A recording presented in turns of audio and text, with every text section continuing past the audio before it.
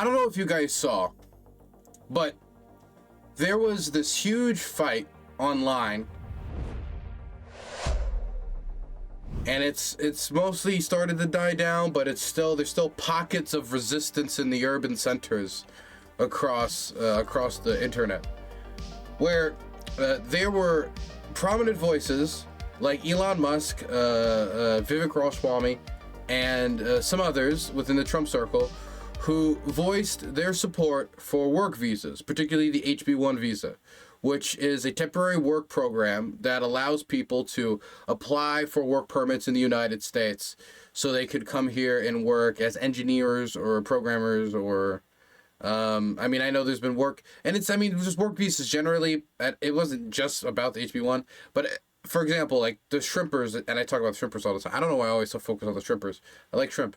The shrimpers that come from Mexico up seasonally to work on the shrimping boats, or the people who come into the United States to work in the agricultural industry, because there are a lot of South American immigrants who help prop up the American agricultural industry, keep prices low, and contribute substantially to the country's GDP.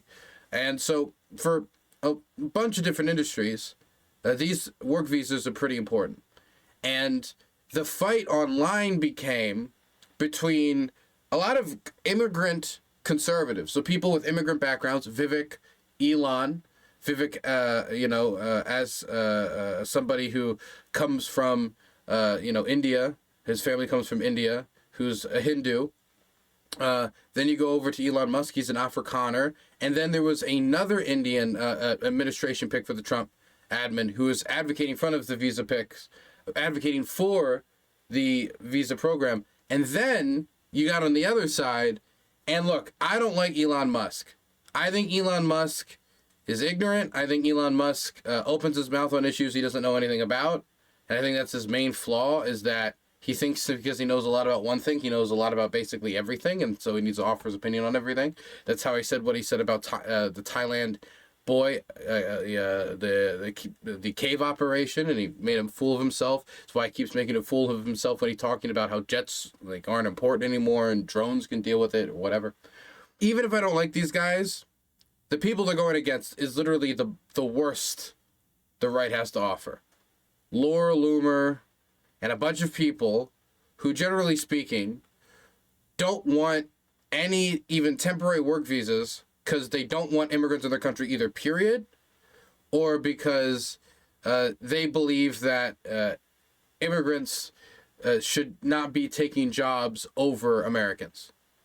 And really, in a lot of cases, really in any instance, where there could be a better performing option in India, somebody who is a better programmer, who could bring more to the company, more to America's market value, more to the total American economy, therefore contribute more than somebody who would be local and didn't have that knowledge. And when somebody's faced with that in really niche industries like AI and tech, we are constantly trying to edge out international competition, you're going to put restrictions on that? Restrictions that other countries are not going to put necessarily on that. You think China or a lot of these other countries, if somebody said, hello, I have all this knowledge from XYZ industry, I want to bring it to you and give it to you at a pretty discount price where I was educated by this foreign country and I bring this knowledge to you, you think they're going to completely shirk that?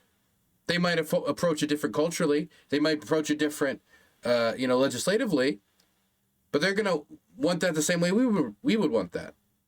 And so I tend to agree with the idea that, yes, I think we should have work visas. Yes, I think that, for a lot of key industries, if you were to get rid of work visas, that would really not only have a negative effect on the American economy, but also have a negative effect not only on total GDP and these economic indicators that aren't necessarily read out on your day-to-day life on your kitchen table, but also when it comes to the price of goods, the stuff that is going to affect tabletop issues. But on the other end of this, it was people like Laura Loomer who were like, look, you're going to pick immigrants over native-born citizens, and then followed by just I'm going to be honest, a lot of just open bigotry. And Twitter was always bad when it comes to, just some vitriol like appearing in your feed. It was always bad with it. And I would get the vitriol before, but now it's just complete slop. And everywhere I looked on this issue, it was impossible to look anywhere and not see just vile racism from like top to bottom. From top to bottom. And there's other economic arguments somebody could try to make, but if somebody tried to make that argument, it would almost always fade, even not through that individual internet user's contribution, but just by the other people who would show up every fucking time. It would always fade into, you know, these jobs are for Americans because they're good, you know, Christian whites who were born here, or they're good Americans and etc. And they were born here with these features that I want, which tend to be white, which tend to be this, which tend to be that, and we should not be giving jobs to any foreigner because the foreigners are inferior to us.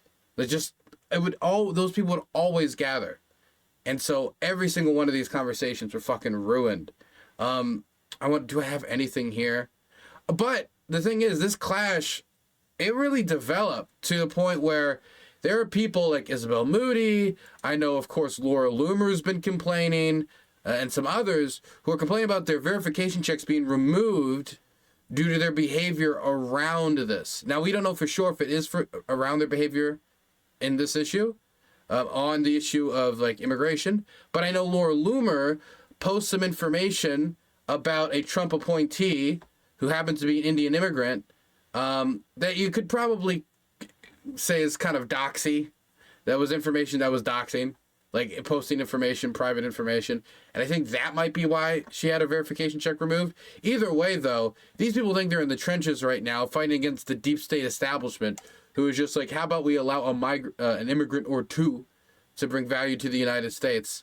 And they're in the trenches. It's the first policy conversation, the first real policy conversation of the Trump administration, and they're in the trenches over it. Let me read to you guys Vivek's response to a lot of this backlash. The reason top tech companies often hire foreign-born and first-generation engineers over Native Americans isn't because of an innate American IQ deficit, a lazy and wrong explanation. A key part of it comes down to the C word. Culture. Tough questions demand tough answers. And if we're really serious about fixing the problem, we have to confront the truth. Our American culture has venerated mediocrity over excellence for way too long, at least since the 90s and likely longer. This didn't start in college. It starts young. A culture that celebrates the prom queen over the math Olympiad champ, or the jock over the valedictorian, will not produce the best engineers. Is that what we got from the 90s and early 2000s movies? Because, look, maybe I'm wrong, because I was not, kicking it in the 90s. I was a twinkle in my father's eye.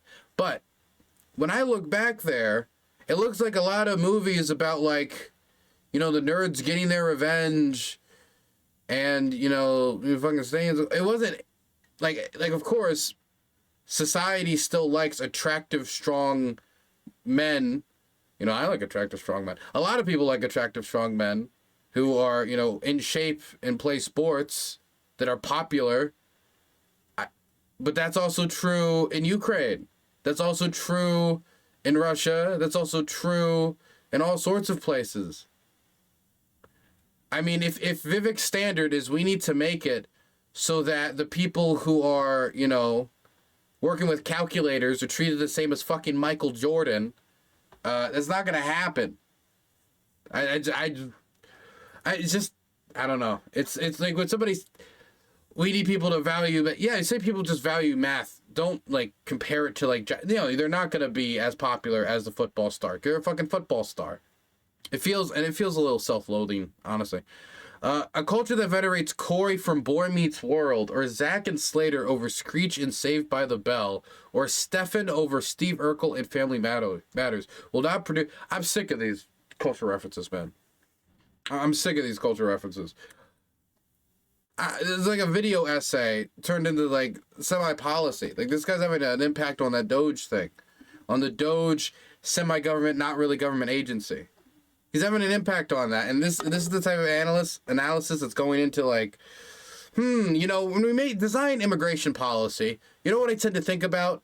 Corey from Boy Meets World, and Zach and Slater, and Saved by the Bell.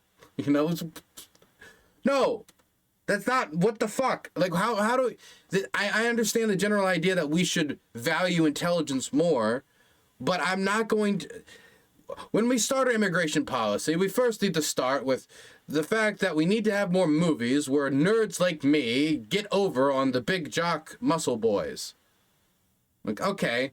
Like, I understand that these things should be more valued. This isn't the problem. I wanted to show you, by the way, this old Vivek Ramaswamy moment, because, look, this was not going away. Vivek can be as nice as he wants. This is never going to go away. Oh, and I agreed with many, many things you said during, in fact, probably more than most other candidates when you were running for president. But I still would not have voted for you because you're an Indian. We'll get back to that. It's like, guess what? These people did not disappear in the last year since Trump won the primary, the Republican primary in 2024, and then became president. And is now going to get sworn in. This didn't change. These people are still there. They're in the party. We see them on Twitter. We see them spamming all this shit. And now we're seeing them infighting. This is the first real semi-policy conversation within the Republican Party. And everything's burning down. Unless you want to say that the first actual policy conversation was the recent budget talks, which would not be much better. She just admits it? Yeah. I mean, I don't know what you want from me. But I still would not have voted for you because you're an Indian. We'll get one of the biggest stars on Fox for like a decade, Ann Coulter. Maybe she's going to make a joke out of that. Well, let me be clear. There was no joke. I went and I watched the original context at the time. Ann Coulter is serious about the fact that she would not vote for Vivek because he is an Indian. That disqualifies him as a candidate for president of the United States. That is Ann Coulter, one of the biggest names in both written and TV conservative news journalism for the last 40 years. Yeah, that was her position. Did she elaborate? Well, she doesn't want a Hindu running the country. If I remember correctly, that was what it was. It was something about him being a Hindu. She's always been a POS, yeah. I always liked the Boondocks interpretation of Ann Coulter. I thought that was funny. Here it is. Ann Coulter on the Boondocks. Very interesting creative decisions were made. Listen. I don't care. I don't care. Is that... Oh, now there she is. Don't give me that baby listen shit, motherfucker. You think I'm stupid? I know you fucking that bitch, okay? I know you are. I mean, I don't play that shit. And don't play that shit. Rallo, hey, baby. Hey, come here, give me some of that sugar, daddy. You get a little fit back there, ain't you, girl? And how you doing, Abdul? Damn, Abdul, can you let a bitch work? Shit, one of us has to. It ain't like yo ass is going to get a job. It's good. It's good stuff. When's the last time I sat down and actually watched the Boondocks? Because the way I would consume the Boondocks as a child is I would stay up and I'd play my video games. Once I'm like, it's super late, you know, Cartoon Network switch over to Adult Swim. It's like 2 a.m. Like I fall asleep or something. I wake up and, you know, TV's like 3 a.m. just playing Boondocks and then I watch it. That's how I first saw Cowboy Bebop too. Fading in and out of consciousness as Cartoon Network switched over. Or was that Toonami? I can't remember. The classic way, yes. The real way. The way a man really finds his media consumption.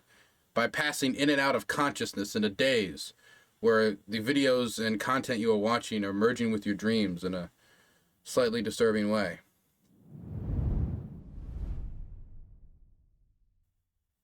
Okay, what's next?